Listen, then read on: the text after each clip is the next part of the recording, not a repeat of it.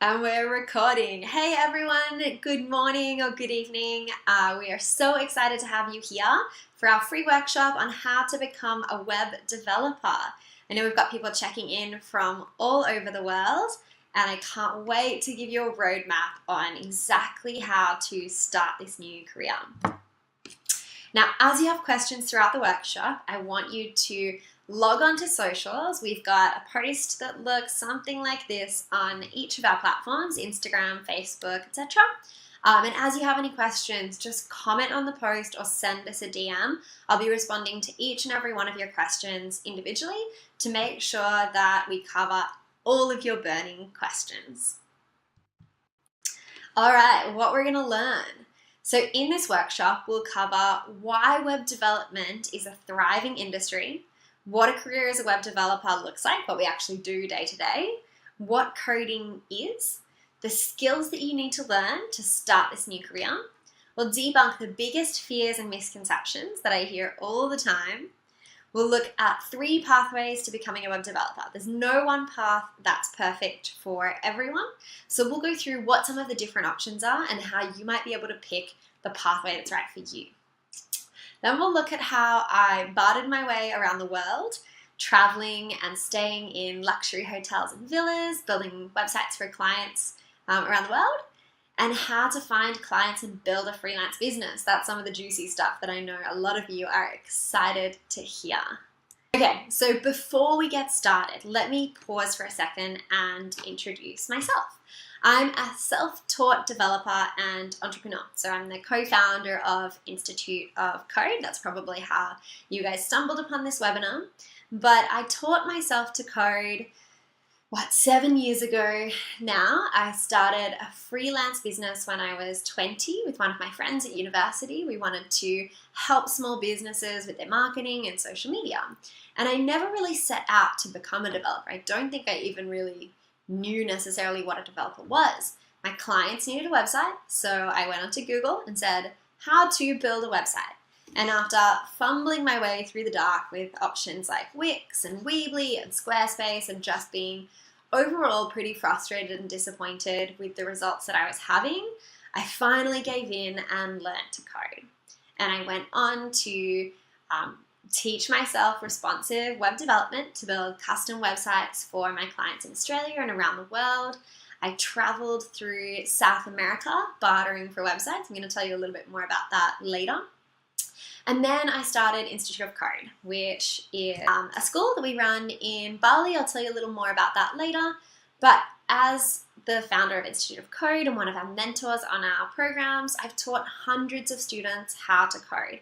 So this is something that I'm very passionate about. I know how much learning to code changed my life. I know how many options were opened up to me, all the opportunities that were presented. So I'm really excited to help share this with you guys. Now I know some of you might be interested in completely changing careers and pursuing a career as a web developer. Some of you might be interested in just building a bit of a side hustle. For me, for the first kind of 6 to 12 months that I was building websites, it was just part of one of the many services that I offered. But whether you're looking to earn a bit of extra income on the weekends or completely shift career paths, I'm going to give you a roadmap of exactly what you need to learn, the steps that you can take to get there so that you can hopefully avoid some of the many mistakes I've made in doing this journey DIY. All right, so let's look at why web development is a great career path. I answer questions about this every single day. It's something I'm very passionate about. The first big aha moment for me is that coding is a global skill set. The way you code a website is the same in English as it is in Spanish, as it is in French. The content and the way that you write the code, which we'll get to in a second, is the same, which means you're building a skill set that has global demand.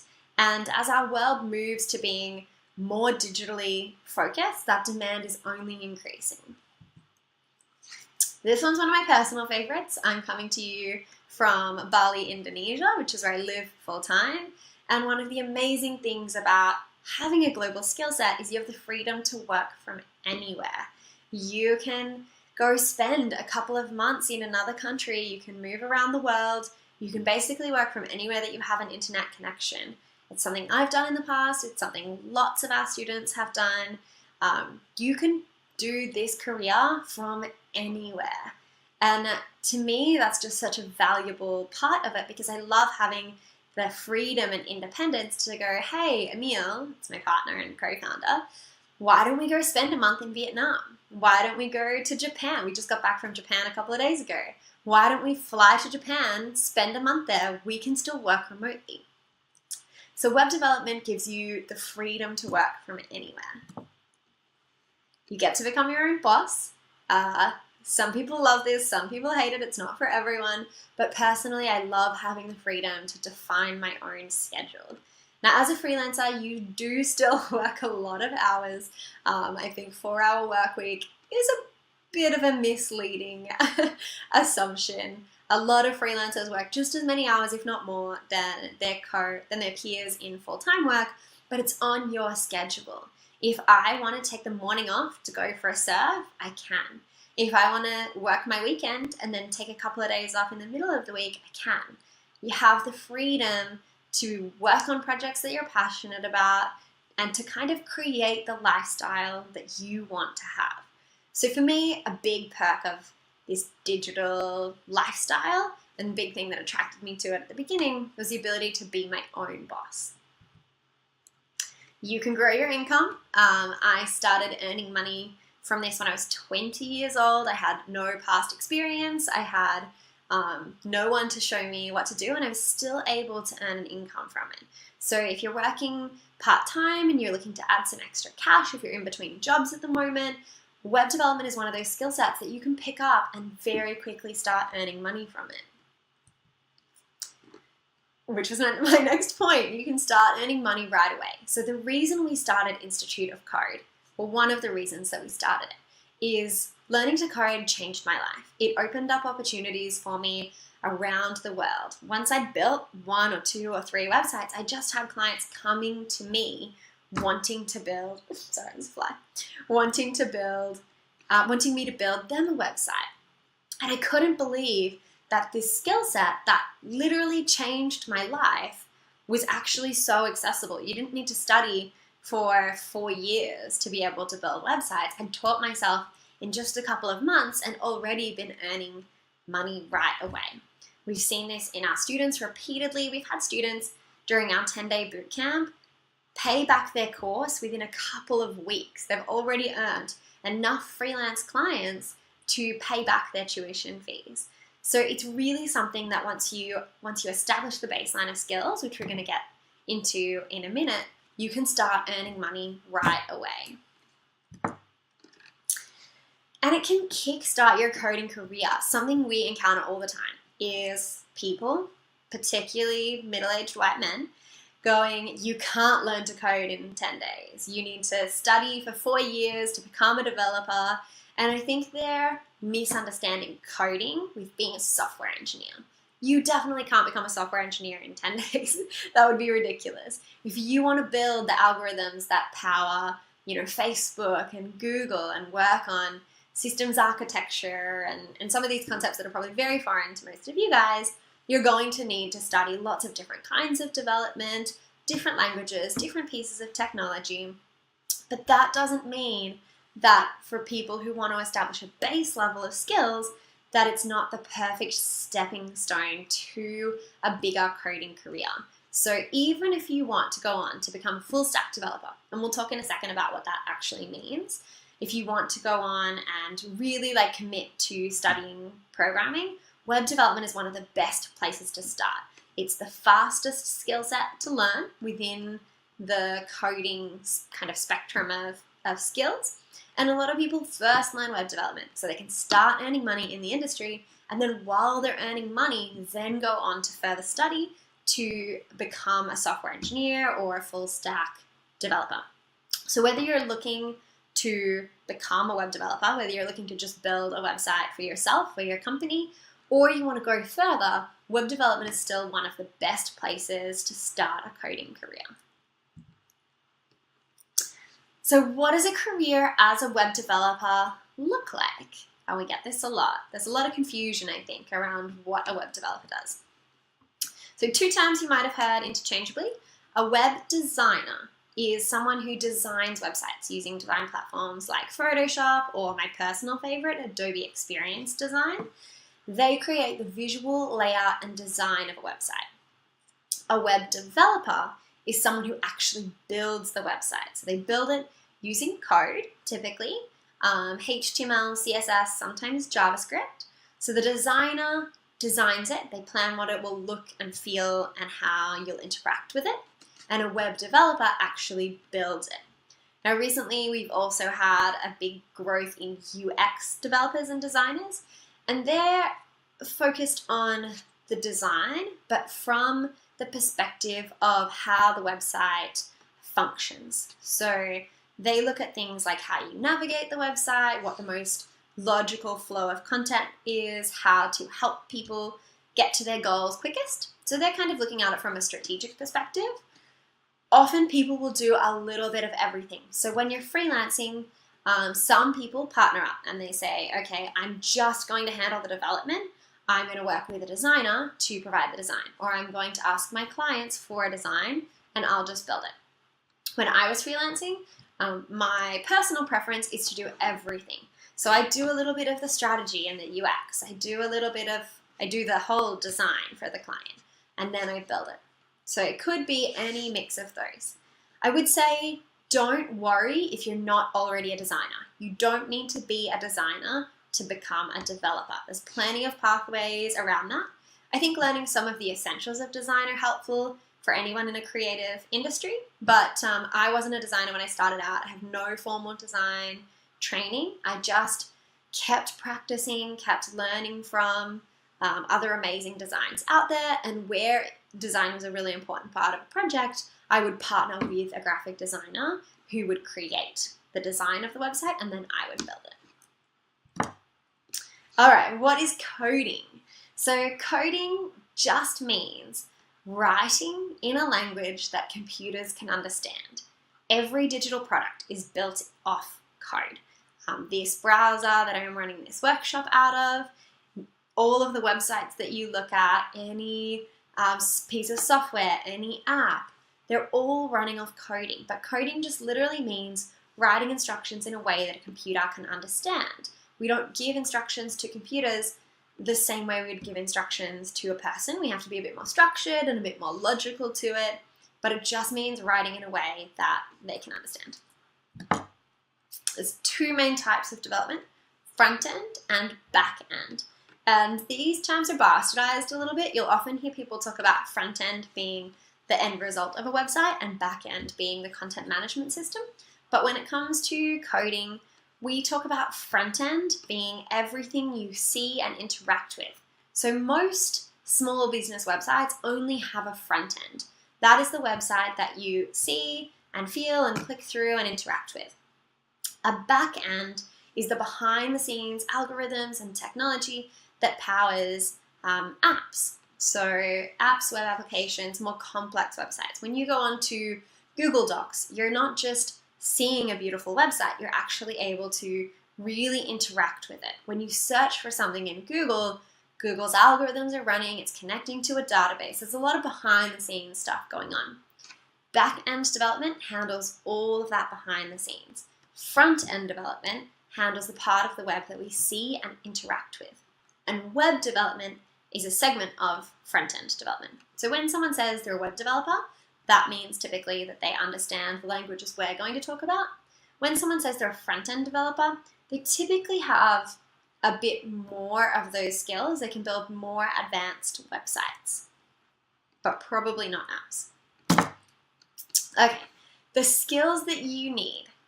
The first language, the first coding language that is involved in web development is HTML. It stands for Hypertext Markup Language, but you don't really need to know that. And it controls the structure of a website. So it tells a website how many pages, how many headings, paragraphs, the order of the content, etc. It outlays all of the elements on a website. Then we've got CSS. And CSS controls the style of a website. So it controls what the headings look at, the headings, the paragraphs, the elements, what they look and feel like. Whether that's the color, the font size, the position, it's all the look and feel of the website. And each of these is their own language, so they each have their own syntax and structure, their own way of being written. Let's look what that means. Okay, so this is some CSS code. We've got a selector, and then we say what we want it to say. You guys can repeat this if you want. I went a little fast. And this is some HTML. So we've created a H1 heading, and then we've created a paragraph. So these little symbols, this little P symbol, this little H1 with the curly brackets, that's what we call the syntax of coding. And it's actually simpler than most people realize. What you're reading on screen is real, active code. So if you were to read that, you can kind of almost guess what it means. H1 creates a heading, a level 1 most important heading. P creates a paragraph. Then we've got JavaScript and jQuery. Now, not every website uses JavaScript or jQuery. You can build a website just in HTML and CSS. Those are the only two that are kind of critically important, used in every single site, whether it's used on one content management system or another. jQuery then adds interactivity, and jQuery is kind of a form of JavaScript. A little more complicated than that, but we'll go with that. So jQuery adds interactivity to your site. It's things like when you click on the little hamburger menu in the top and a mobile nav pops out, or you click on a gallery image and you get a pop-up. Anything that moves and interacts is probably caused by JavaScript. And this is really handy to know because you often want to add extra functionality, whether that's embedding videos or Google Maps, creating a gallery, creating a hamburger navigation. I wouldn't say that you need, as a starting point, as strong of an understanding of jQuery or JavaScript as you do of HTML and CSS. HTML and CSS are very essential, but jQuery definitely adds to that skill set and enhances what you'll be able to do on your own. In my journey, I definitely learned HTML and CSS more strongly first, and I outsourced the parts of my project that had more complicated JavaScript. But as I moved further along in my career and I learned more myself, it was definitely helpful to be able to just handle everything myself. Now, the difference between JavaScript and jQuery is actually a library for JavaScript. And what that means is to write JavaScript code to create a gallery might be like this long. jQuery is where someone has pre-written a whole bunch of functions for commonly used tasks that you can just use 1 or 2 lines to call those functions. So instead of your gallery code being this long, maybe it's only a couple of lines. It's almost like using pre-built IKEA pieces to build your furniture instead of going and creating everything out of timber and metal. Okay, GitHub. This is one of my favorites because I didn't even know about GitHub until maybe 2 years into my development. Sorry, there's a fly. Into my development journey. It's one of those things that if you're applying for jobs, if you're working on big projects, people kind of assume that you know, but they don't ever tell you explicitly that you need to learn it. So I would definitely put this on your list as something important to learn. GitHub is a platform that does version control and collaboration. So basically when you're working on your project, it saves every single version of what you create so that you can view past versions, you can see the difference between your website at one point and another. If you break everything, you can go back to a past version that was working.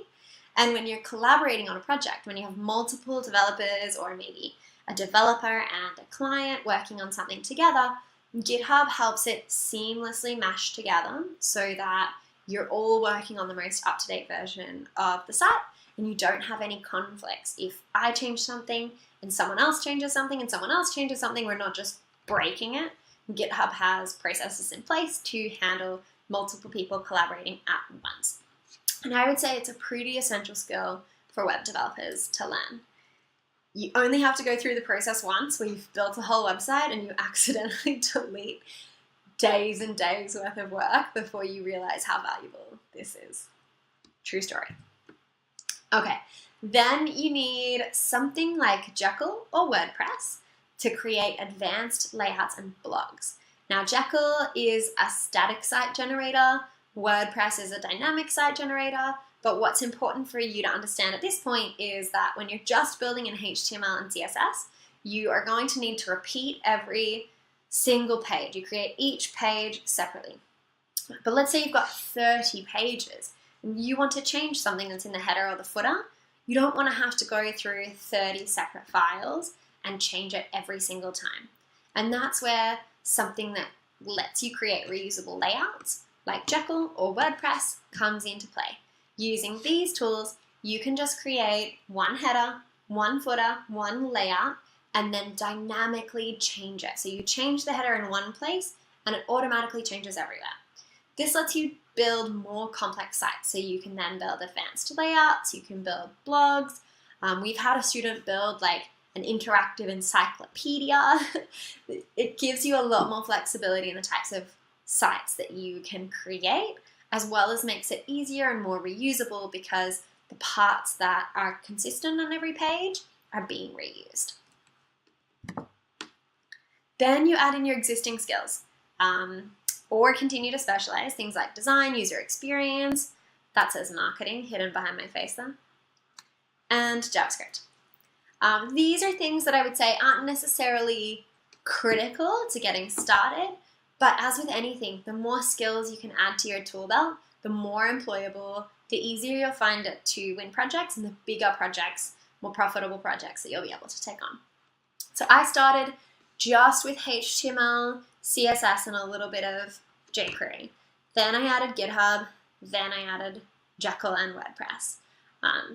I would suggest that you will be more employable and be able to build better projects quicker if you can learn all 5 of these guys. And you can choose between Jekyll, WordPress, and a couple of other different options. We don't have time to go into how to choose between those, but if you are curious, feel free to comment on our Facebook page or our Instagram page or send me a message and I can fill you in on a little more detail. Okay. The biggest fears and misconceptions about web development. And I would say every single one of these is something that I thought when I was first starting out, as well as questions that we just hear again and again from potential students, from past students who tell us, before I did this course, I thought that, The first, which I've kind of touched on, is that you need to study for years to become a developer.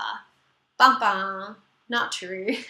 You need to study for years to become a full stack software engineer. Full stack, by the way, means that you know both front end and back end.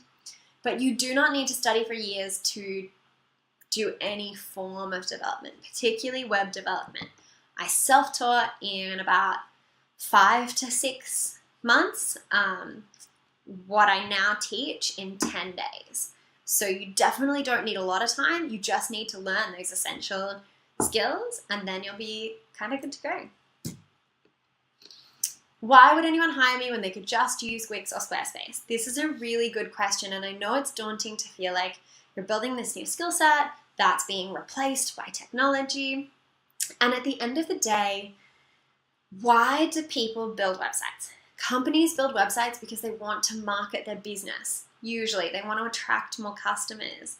They are competing against every other business in their market, and that is a competitive field. They need to be able to not just get something online, they need to be able to woo their potential customers. They need to have a website that converts, a website that builds leads for them, that's on brand, that's strategic for them. And yes, there will always be some people who would just prefer to throw up a quick Squarespace template and call it a day, but there's also more than enough clients out there who understand that their website is a 24-hour salesman. It's an investment in their business and their advertising, and those are the people who are always willing to pay for something that is custom made for them, that matches exactly their needs and requirements and can be built both in terms of design and functionality to suit exactly what they need. The flexibility of what you can do with Wix or Squarespace at least in terms of what you can do without coding, is relatively restrictive compared to the endless possibilities when you build a site yourself from scratch. Funnily enough, this is something that I was pretty worried about when I was first starting out, and the amount of clients I had come to me who had already built themselves a website with Wix found that it wasn't performing as well as they wanted to. They weren't ranking for SEO, it wasn't very responsive, they were having a whole heap of problems with it, with browser compatibility, and they just weren't happy with the results that they were getting. Then they came to me to build them a custom website. Okay, you need to be good at maths to become a developer. Fun fact, there's almost zero maths in front-end web development. We don't do any maths in our 10-day course. The closest you would maybe get to maths is when you're trying to create a layout and you're deciding how many columns you need, but that's about it. Do you need 2 columns? Do you need 6 columns? Do you need 3 columns? There is no maths in front-end web development. There is some maths in back-end programming, particularly if you're creating complex algorithms or you're trying to, build the next Google. But for front-end development, it doesn't matter if you're not good at maths because it's not a part of it at all. And learning to code has to be difficult and stressful. Let me qualify this one by saying that anytime you learn a completely new skill, it's not probably going to be a walk in the park. Learning anything new, whether it's learning how to juggle, how to take photos, how to code, how to do a new skill at work, learning any new thing can be difficult, but learning to code doesn't have to be this overwhelming, awful, stressful environment. You don't have to struggle alone in your basement, as someone once said to me, in order to learn to code. There's plenty of options and resources out there. One of the things that students comment to us most commonly, usually on about day 2 or 3 of the course, is like, wow, I knew coding would be good for my career, but I didn't expect to actually enjoy it. Like, this is kind of fun. This is kind of addictive. So it can be a lot more fun than you're expecting. It doesn't have to be stressful if you understand what kind of learning environment you need and then build your pathway around that. Which leads us to this, 3 pathways to becoming a developer. Now, if you have any questions so far, feel free to pause for a second. You can hit pause on this video, go jot them down before you forget. We're going to look at 3 different ways to become a developer. We'll look at what the different options are, which one is the best. This is usually the part of the webinar or the workshop where someone just tries to spruik their product or their course. And I'm not going to stand here and say the only way you'll learn to code is to do our 10-day bootcamp, because it's just not true. I didn't do a bootcamp, I taught myself, and I don't think our course is right for everyone. I think everyone needs to find the pathway that works best for, there's like one fly in this whole room. Everyone needs to find the pathway that works best for them. So in this section, we're going to look at what those pathways are, what the pros and cons are, and which one might be best for you. Option 1, DIY learning. This is what I did. I self-taught. I Googled things. I found online resources. I read articles. Oftentimes I would try to do something. I would get stuck, and then I would Google it for hours and hours trying to figure out why my code was broken and what wasn't working. And the options and the platforms have improved a lot since then as well. So DIY learning, you're learning for yourself online, independently, through platforms like Codecademy or Udemy. There's a couple of different ones out there. I think there's one called Code School. There's a couple. Codecademy is the one I have experience with.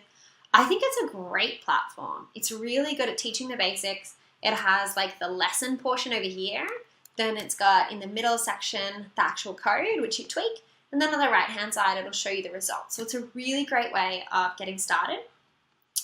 It's self-driven, so it can take you as long or as short as you want it to take. And it's independent learning style. So you don't have access to any one-on-one or in-person support. You kind of just go with the flow. It does have some feedback. So if you make a mistake, it'll pop up with hints of what it thinks the problem is. In my experience, those aren't always accurate because there's so many possibilities of what you could have done wrong, but it has as good of a guess as it can. This is great for people who learn well independently, who have the motivation and focus to commit to an online platform. I've been planning to do some more back-end development study for the past 2 years, but I just haven't been able to make it a priority. I find when I'm finished with work and I've just had a big day, I've got so much on, it's hard to mentally get myself in the game for DIY learning, so I think I'm going to go and do some more formal study later. But this is how I learned, and at the time it worked well for me because I was so driven and focused. I could happily sit there and struggle with a problem for 5 or 6 hours, Googling, trying something, Googling, trying something, Googling, trying something. It's great for people who have plenty of time to invest and don't have a strict time frame of when they need to learn the skills by. So if it's your goal to learn to code, over the next 12 months or 2 years, then this is a perfect option. Or if you're just really good at learning online independently. And it's free. So Codecademy is free. Udemy has courses that start at $15, so it is a really good budget option. Option 2 is a more traditional, funny that I call it traditional because they're only a couple of years old, but a traditional coding bootcamp. So this is things like Flatiron, Hack Reactor, General Assembly, full-time, in-person, classroom-style bootcamps. I googled coding bootcamp and this was the first photo that came up. It's from the Hack Reactor.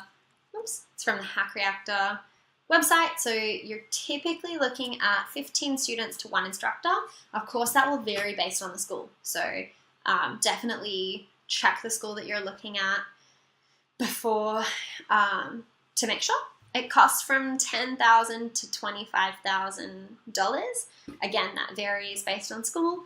And it typically takes 9 to 16 weeks, with 12 weeks being about the average. So these are full-time boot camps. They're about 100 hours a week usually. I would say they're best for people who have an existing base level of skills. They're usually competitive entry. So you usually need to have some kind of handle on HTML, CSS, JavaScript, and programming fundamentals before you enter the course. Some of them have online options where you can do that pre-study before you start.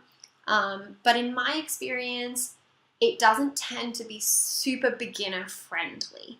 It's more equipped for people who are quite tech savvy and want to invest in a career as a full stack developer. This is a full career shift. They want to do both front end and back end development. They want to build not just websites, but also apps. So it's perfect for people who are ready to dedicate 3 to 4 months of their time exclusively to this. I probably would suggest that you wouldn't be able to work part-time while doing it just because of the intensive nature of the programs. They tend to be quite a competitive environment of, every man for himself. This is meant to be hard. You've got to be tough enough to succeed. But they can bring you, I would say, as employable almost as a computer science degree in the space of 3 to 4 months. So these are great for people who want to be a full stack developer or who just really want to take their coding skills to the next level. There's lots of them. I'd say there's maybe 100 different coding boot camps around the world, depending on your city. There might be more than, you might have one option, you might have a lot of options. Places like San Francisco have dozens of them. Sometimes you have to pay the tuition up front. Sometimes you can pay it off in installments, and some of them have student loan providers where you can partner with them to pay off in a student loan. Just whenever you're looking at something like that, check what the interest and fees are. You don't want to end up paying thousands extra in student loan fees. Also, the demographics of traditional coding bootcamps tend to be, and this is a general rule that varies based on campus, they tend to be pretty male-oriented, as you can see from the photo. I had a chat with a guy at General Assembly in Melbourne, and he was commenting that they struggled to get 5 to 10% of their courses be women. So just something to consider if that's an important factor to you. Okay, And then there's obviously our course. So we run a 10-day immersive bootcamp in Bali. This is a photo of one of our students presenting their final portfolio in our classroom. Our course is $4,500, and that's all inclusive. It's worth asking with any of the courses that you're looking at what other costs you would have. Do you need to pay for living expenses? Do you need to pay for transport, etc.? The length, we have 20 hours of pre-coursework. So we cover all of the kind of basic essentials that I think are easy to understand on your own before the course. Then we have a 10-day intensive where you're learning everything I covered in that list of things to learn, plus a whole bunch more. And then we have lifetime support after. So our students can call us a week after, a day after, 12 months after, and get technical support or career support, any of the things that they've learned. I think I mentioned the instructor ratio. Yeah. And we have an instructor ratio of 1 to 4, which is pretty ridiculous in the industry. It's something that we can probably only do because we're operating in a beautiful country like Bali. But we fly instructors from all over the world. We've had instructors from Canada, Australia, US, Singapore, etc. And we bring 1 instructor for every 4 students. So we take max of 16 students to 4 instructors. Our course is best for anyone who wants to quickly build their digital skills and a portfolio of real-life project with support. So if you learn really easily online and independently, you're probably better off doing an online course. A lot of people who come to our course, it's because they've struggled with online learning. They've found that they haven't had the success that they wanted, or they learned the theoretical skills. They're like, okay, I know how to create a HTML element. I know how to style something with CSS, but I don't actually know how to pull that all together and build real projects.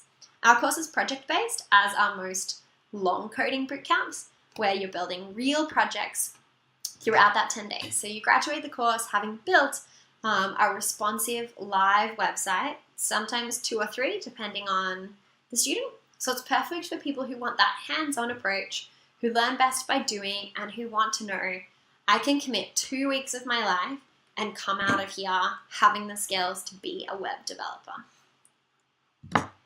So those are the 3 main pathways. I'm sure there's other short immersive programs as well. I don't know any off the top of my head. When we built Institute of Code, we built it because nothing like this existed, but I'm sure there's a few, copycats or other options have popped up.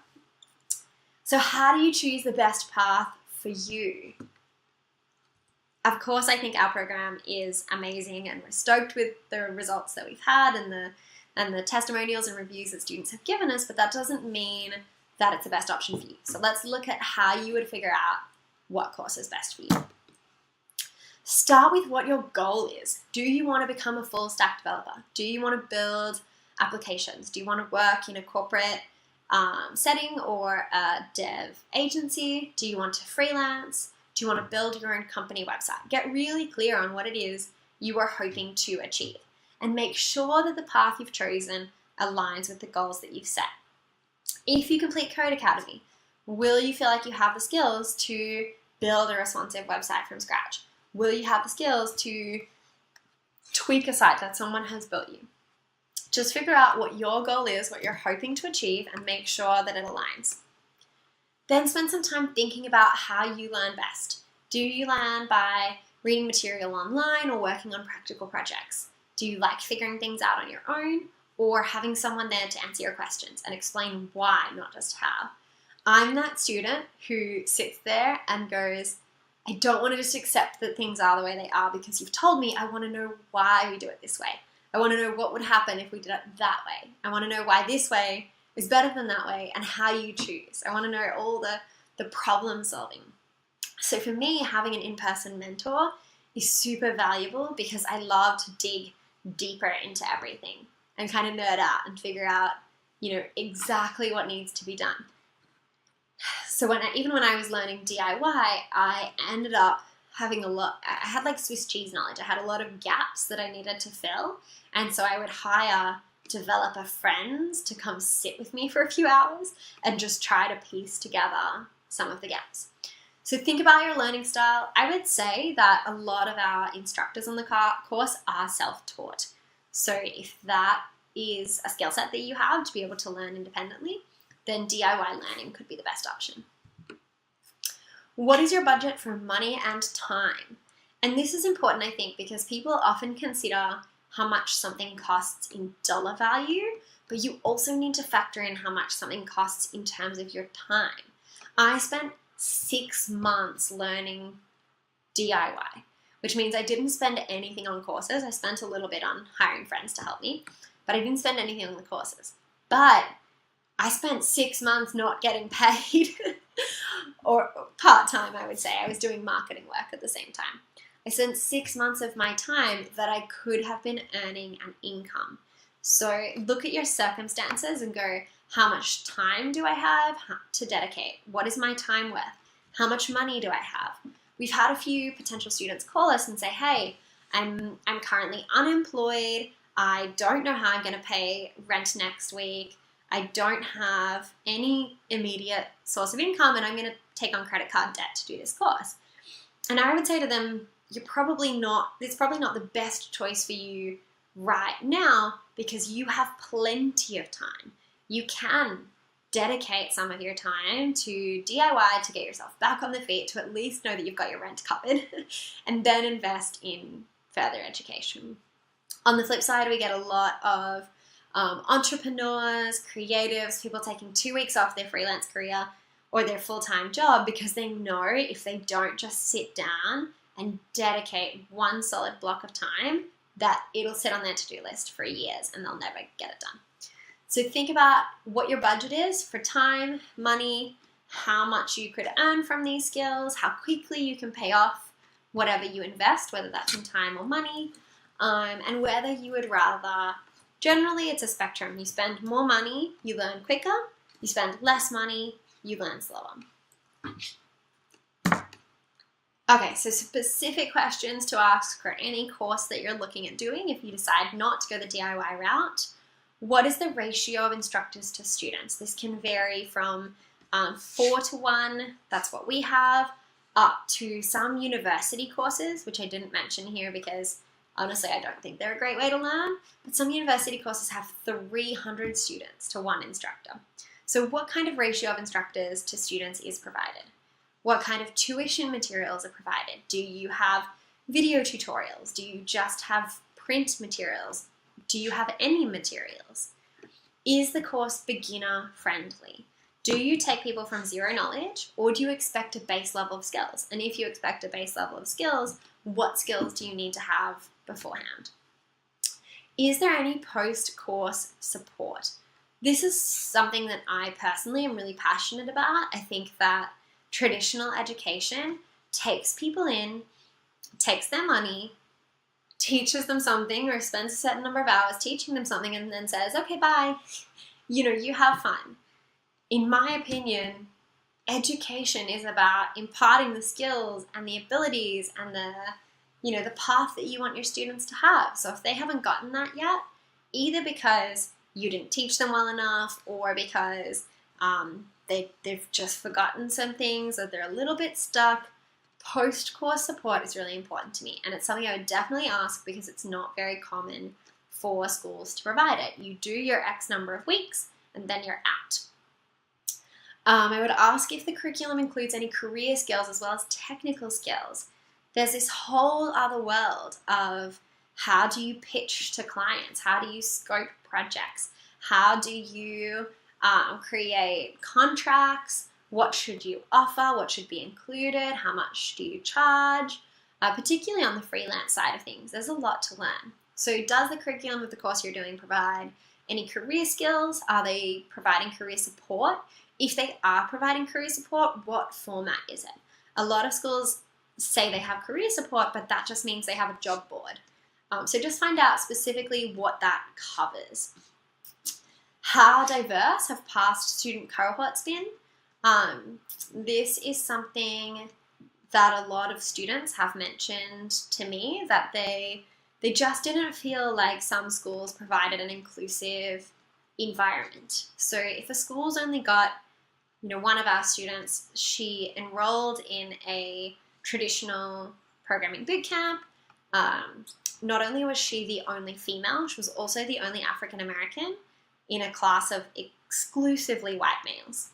Now, from a school's perspective, there's certainly things they can do. But for you as an individual, just thinking about how important is diversity to me? What kind of environment do I want? What are the values and practices of this school? And does it seem like somewhere where I'm going to get the support and the environment that I need to thrive? What is your approach to students who are falling behind? This was one of my other driving factors in starting Institute of Code, is that in a traditional university system and in a lot of traditional education programs, teachers expect to grade on a curve, which means they expect 30% of their students to excel and understand at least 70 to 80% of the content. Then 30% of their students to do okay, to kind of get by enough to pass, and then 30% of their students to fail. So they're creating a course expecting that 30% of the students will fail, and that's just the nature of the world. Tough luck, you weren't good enough. So asking what their approach to students who are falling behind, in my opinion, when students are falling behind, those are the ones that you need to give extra attention to. Those are the ones that need further resources, more support, more encouragement to sit down and go, hey, I know you're behind, let's get you back up to speed. So do they have the resources, and are they willing to put in the work to make sure that every one of their students succeeds, not just those that are naturally gifted? And then, will I have any live portfolio projects at the end of the course? What am I going to build? This is really important because if you're going out to get freelance clients, you want to have practical projects that you can say, hey, look at this live website, I just built that. All right, the juicy stuff. How to find freelance clients. I still remember getting my first client. It was only a couple $100 and I had a ridiculous scope of work to do for them, but I was so excited. Me and my business partner did like a little happy dance. We were so pumped. And we went on this journey of, okay, how do we find our next client? Where do we go from here? So in all my years of freelancing and in my time helping students find freelance clients, these are the 3 biggest strategies that I found to be effective. That was a bit rough. Okay, network. I know everybody says this, but that's because it's so important. Talking to people about the skills you have and the services that you can offer is one of the best ways to get clients. I got a client through my cleaner. Mum and dad, because I was living at home at the time, Mum and dad had a cleaner and she was writing a children's book and she needed a website. So I just talked to her about what I did and she became one of my clients. I went to networking events. I would sit and work in a cafe, coding away on my laptop, and I'd kind of be like, just really excited and engrossed in what I was doing. And because it looks pretty interesting, if you've never seen code before, people would come and pop their head over my shoulder. Waitresses would come and talk to me and they'd be like, oh, what are you doing? Like, oh, I'm just building a website. Oh, my cousin needs a website. Oh, our cafe needs a website. There's always someone who needs a website. So networking for me was really, really powerful. And one of the important things here is you don't go to a networking event and go, hi, my name's Tina. I'm learning how to build websites. I haven't really built anything yet. You've got to own it. You've got to fake it till you make it and have the integrity to follow through on whatever you've promised that you will deliver. So I would go to networking events at 20 years old with no degree, no experience, and self-taught skills and say, hey, I'm Tina. I help small businesses with their social media, digital marketing, and online presence. And I build responsive websites from scratch. Boom, that's powerful. That's someone I want to hire. So even if on the inside you are like, I'm terrified. I feel like I'm going to throw up and I don't know what I'm doing and imposter syndrome is bubbling up. You need to kind of fake it till you make it. And I have no problem with faking it till I make it because I know I have the integrity that if I bite off more than I can chew, I'm willing to put in the extra work, the extra hours, or outsource where necessary to make sure I can deliver with what I've promised. And that allowed me to start quickly building clients, even when I didn't have a huge amount of experience. You never know who could be a potential client. So you just need to put your best foot forward in every circumstance and not be afraid to go out and meet people and talk about what you do. Every single city has a number of networking events for creatives, for business people, for female entrepreneurs, whatever kind of works for you. It doesn't even need to be a business event though. My brother is a freelance developer. He actually teaches with us at Institute of Code. I taught him how to code. And he's got clients from a running group. So he went to a weekly running group a couple of times, and someone from that needed a website and hired him to build it. So anything where you're just connecting with more people, talking about your skills, and really highlighting what you have to offer and how you can help them, that tends to be a great way to get clients. Actively engage with your community. So let's say you're part of a number of Facebook groups, similar to the in-person networking, but online. And someone comments saying, hey, my website's broken, or this is happening, or they share their new project. The amount of times I've gone to someone's website, noticed a little problem with it. Maybe their responsive navigation isn't working, or their image is cut off. And I'll just take 2 minutes out of my time to send them a quick message. With websites, you can actually inspect. You can look at the code of any website without having access to any kind of login. You can just do it through the browser. So I can inspect their code, see what's wrong, diagnose the problem, and then send them a message, all in 5 to 10 minutes, and say, hey, I just wanted to let you know that your Instagram widget's not working, or that your link to your Facebook is broken. This is why. If you need any help with your website, let me know. I'm a developer. Like, this is what I do for a living. So just giving value to your community, commenting on posts, adding your 2 cents, giving a little bit of added value or perspective is a great way to build trust and encourage people to want to hire you. And it doesn't always happen right away. It's not that I send someone a message and 2 minutes later they respond back saying, hey, here's some money, I want to hire you. But what it does do is just build that trust, build that integrity. And I've had clients come both directly from the person that I've helped, as well as indirectly that the person that I've helped has then talked about me to a friend who said they needed a website, and this word of mouth referral system kind of flows on. So if you don't already have an online community, as soon as you've got your web development skills, I would say that's a great stepping stone to build. And this kind of flows on from that. Give value and demonstrate your skills.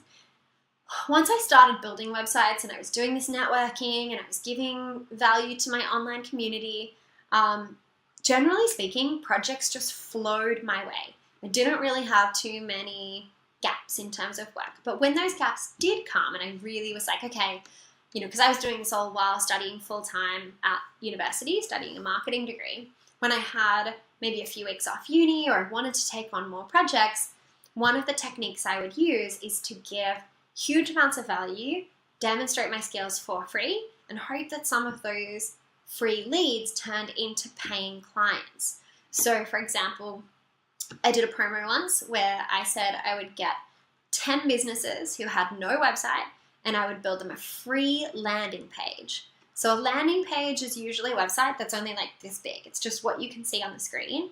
It might only have an embedded Google map, a heading, a paragraph, and a link to their social media. Just the absolute bare basics that they have some presence online. I put up that I would build 10 of these for free. Now to actually build the code of that maybe took me 30 minutes once. To customize it for each person, including connecting their hosting and domain name, changing maybe the fonts and colors, and updating the information, was maybe 30 minutes to an hour. So I spent probably 2 full days doing work for free. But of those 10 people, 3 of them came back to me as paying clients in the future. So 3 of them said, we're now ready to build a proper full website. Who do we go to? How about that girl who helped us build our website for free and has been so helpful and obviously knows what she's doing? So they came back to me as paying clients. Also, just having that little blurb at the bottom that said website built by Tina May meant that when someone went to their website, they clicked through to my website and then were more likely to hire me. And they were so happy that I'd given them something for free. They gave me a shout out on their social media, they referred me to their friends, and I had this big influx of work. It doesn't always have to be for free. Sometimes it's discounted. Another strategy I've done is to build kind of micro websites for, say, restaurants. Let's say I want to offer 10 restaurants a chance to get online for $150. Now, if I'm in need of cash, having an extra $1,500 in the bank in the space of a couple of days is pretty sweet. So even though it's less than I would maybe normally charge for that kind of service, I've already built the code, it's easy for me to customize, I can host it on my existing hosting, so I'm not spending money on that, and I can just get this quick influx of cash. So I might build a quick custom design for a restaurant, but just something small. Maybe it's got the location, the opening hours, etc. All the like basic information, a couple of photos, etc. Enough to get them online. I pitch that for say $150 to $200. I get 10 businesses online just by sharing that through my existing networks, through my social media pages, even reaching out to restaurants. I'll send them a message and say, hey, I noticed that you don't have a website. I hope you don't mind me reaching out, but I'm a local developer and I'm offering a package this weekend that gives this, and I think it would be great for you. It's only $150 and I guarantee it'll be done by the end of the weekend.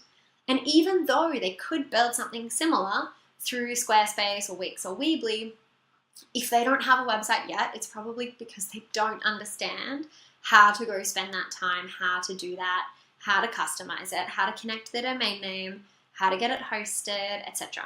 So you're not just providing a website, you're providing a service. You are getting their business online, and that's invaluable. So give value, demonstrate your skills. You never know what that could lead to. As I got more confident in my skills and they progressed, I would also host free workshops for business owners. So I would do a free 2-hour web development workshop or a free 2-hour website strategy workshop. That tends to attract people who are wanting to build their own website.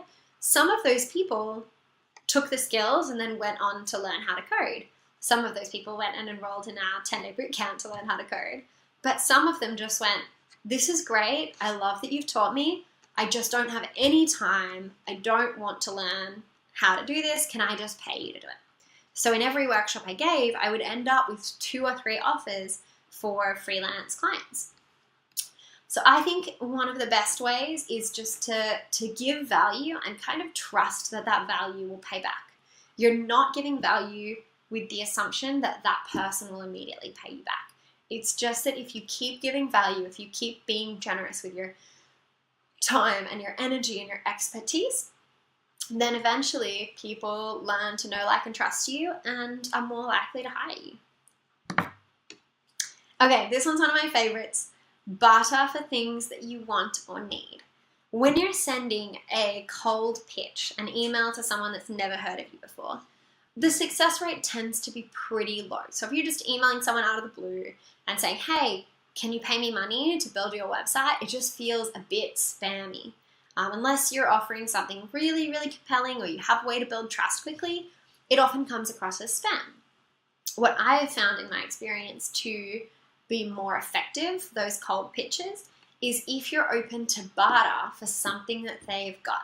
So do an exchange of products or services. I would do this often when I had kind of a weekend free or for something that I really wanted but didn't want to spend money on. So for example, I was in a car accident and I had really bad whiplash. My neck's still a little stiff now, 5 years later.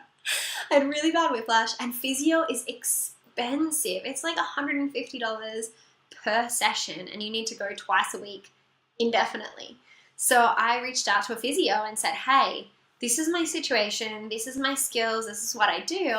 I would love to do a trade. I will build you a custom designed, responsive website, SEO optimized. SEO is search engine optimization, getting it to rank in Google. I'll build you this kick-ass website. All I want in exchange is physio. And for a physio studio, they charge $150 an hour, but when they're not working and their staff are just sitting there, that's kind of just lost income. So they were happy to do an exchange. So I got like $2,000 worth of physio in exchange for the website.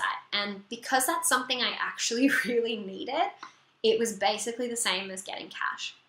I've done this for everything from clothing to laser hair removal. That's expensive. I did a barter for laser hair removal.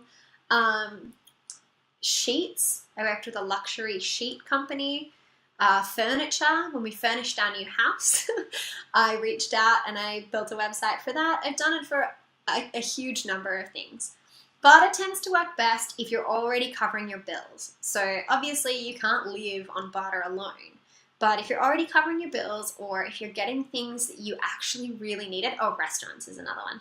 I've done quite a few restaurants, places that I just loved to eat all the time and I was spending all my money at. To barter with them for food and beverages was such a win-win for both of us. I also used it for travel, which I know a lot of you guys are excited about, so let's talk about that now.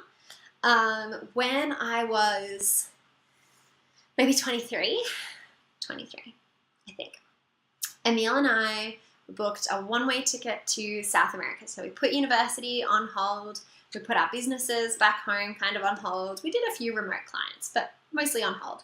We booked a one-way flight to South America and sitting in this little bar in Ecuador, looking at all the things that we wanted to do and see and experience and how much budget we had in the bank.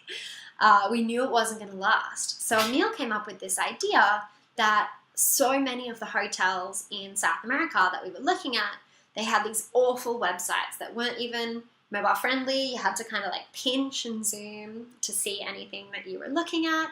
And so he had this idea, what if we pitched web development and photography, because he's a photographer, to these hotels and luxury villas, places that we want to stay but that don't already have a good online presence, in exchange for room and board. So we were probably like 3 beers deep at this point, and we whipped out Google Translate. I wrote this pitch in badly translated Spanish because I didn't speak any Spanish at the time. I paid a guy in beer to translate my Spanish. I mean, this was just a whim. We didn't really know. We'd never met anyone who'd been doing this before. This was before being a digital nomad was even a thing. And we sent off maybe a dozen pitches to the next town that we were going to stay in. And we'd filtered through TripAdvisor to find only places that were somewhere that we really wanted to stay, somewhere cool and worthwhile that also didn't have an amazing website already. And then we kind of just went to sleep and didn't think much of it. But when we woke up the next morning, 3 separate hotels had said, we'd love to talk further about this. So 2 days later, we were sitting in this 5-star resort on the coast of Peru, sipping cocktails and eating lobster. It was a famous restaurant hotel concept. And just going, what is this life? So we stayed there for almost a month, for 3.5 weeks, building them a website, staying for free in a room that we never could have afforded because we were on a backpacker budget, normally staying in, $7 a night hostels. And we went, wow, this is amazing. Let's see if we can replicate this. And we did. We stayed in a jungle lodge in Panama. We learned to dive in the Caribbean, and we were able to just travel around building websites for luxury villas and hotels. Now, obviously, if you're only going to stay somewhere 2 nights, it's probably not time effective to build them a website. So we did this when we were traveling a little bit slower, but it was an amazing way of stretching out our trip. We traveled for twice as long as we could have otherwise, staying in amazing places. And to be honest, when you're traveling for 8 months through 15 countries, it's kind of nice to slow down a little bit and base yourself in one place for a little while. I've tried this since, our students have tried this since. It's still very effective because you are offering something that is going to bring hotels real revenue, real customers. And you're asking for something that costs them almost nothing. If they have an empty room, probably don't try this in peak season. You're not going to get a barter deal between Christmas and New Year's. But if you're asking for something that's just available, that's sitting there empty, if they don't use that hotel room, it's earned them nothing. So they may as well do some kind of exchange. So as long as you're giving real value to them, it's an incredible way of traveling. If you have more questions about this, I know some people hear this story and their mind is just buzzing of like, what about this? What about this? Feel free to send me a DM, comment on that post. I'd love to hear all of your questions. I'm very passionate about travel. Everyone should travel the world when they get a chance. And I know not everyone has the finances to just spend $150 a night at a hotel. I stay in a mix of like really high-end luxury places when I'm doing a collaboration, either for photography with my partner, doing photography or social media, content creation, web development. I'll stay in really amazing luxe places. In Japan, we stayed in the most epic villa that costs like $18,000 a week. Never would have paid for that. Can't afford that.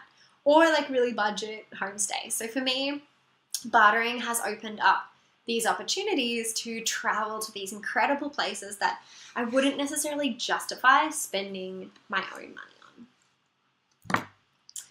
Okay, in terms of actually like landing clients, I'm not an exception to the rule. There's nothing that special about me. Anyone can take these skills and start getting clients. So this is Angels. She's one of the students that I mentioned earlier. Her brand is called Love is Creative. You should give her a little Google. She did our 10-day web development course, and within less than 2 months, she'd already earned back $5,000 worth of freelance work. She actually earned more than that because she got 3 clients. Each one was a couple of $1,000s each, and paid off her tuition fees right away. She's gone on to build like crazy multilingual websites. She's booked out for web development clients almost 12 months in advance. So you probably won't be able to hire her. Sorry, I have other recommendations if you need to hire someone.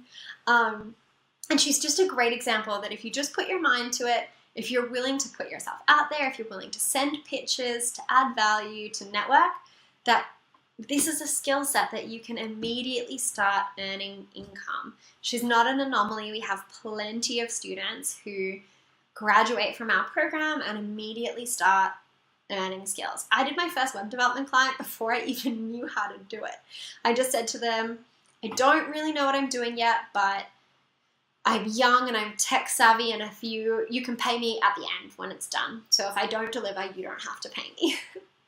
Probably not the best sales strategy moving forward, but it's how I got my first client, and it's just an example that you don't have to have years of experience. You definitely don't need a certificate. People often ask us if we give a certificate, and for the record, we can give certificates, but that's not what people want to know. People want to know, do you have the skills? Show me the websites that you've built. Show me your portfolio. And that's why it's so important to be building real projects.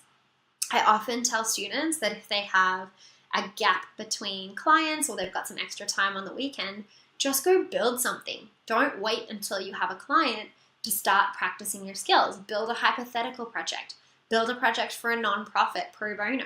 Do something to keep adding to your portfolio so that when you do have those client opportunities, you can immediately say to them, look, here's all the things that I've built. You can hire me. I know what I'm doing. Okay, offer. For you guys that are interested in pursuing a career in web development, I know there is so much more than I could possibly cover in this 1 hour, 1 and a bit hour webinar or workshop. So I'm going to offer the first 10 people that get back to me a free one-on-one strategy call where you can talk about any questions you've got about building a web development career, help you figure out a roadmap of your next steps. This isn't just for people who are interested in attending our course. I'm happy to have a strategy call with you and help you plan out a DIY strategy, plan out a boot camp to go to, whatever the best option is for you. We'll figure out that roadmap. If you decide that attending our program is the right call, I chatted to my co-founder Emilio this morning and we decided that we'll offer a couple of partial $500 scholarships exclusively to workshop participants. So those of you who are dedicated enough to pursuing this as a career that you've made it to the end of this workshop, well done. We've put aside a couple of $500 partial scholarships that are only for people who respond to this offer and book a one-on-one strategy call with me.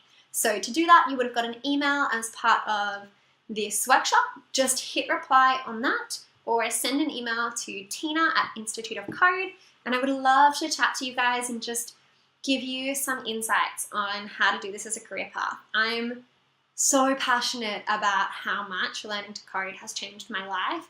If I can help even a couple of you to make this a reality for you so that you can be, working in Bali or traveling through Japan or just having a bit of extra income each week to help pay the bills, then I would be so honored to have the opportunity to do that. So don't hesitate, just hit reply. It's only valid for the first 10 people because I don't have that much free time. But I would love to chat to you, so just hit me up. I also have an ebook that we're putting together at the moment.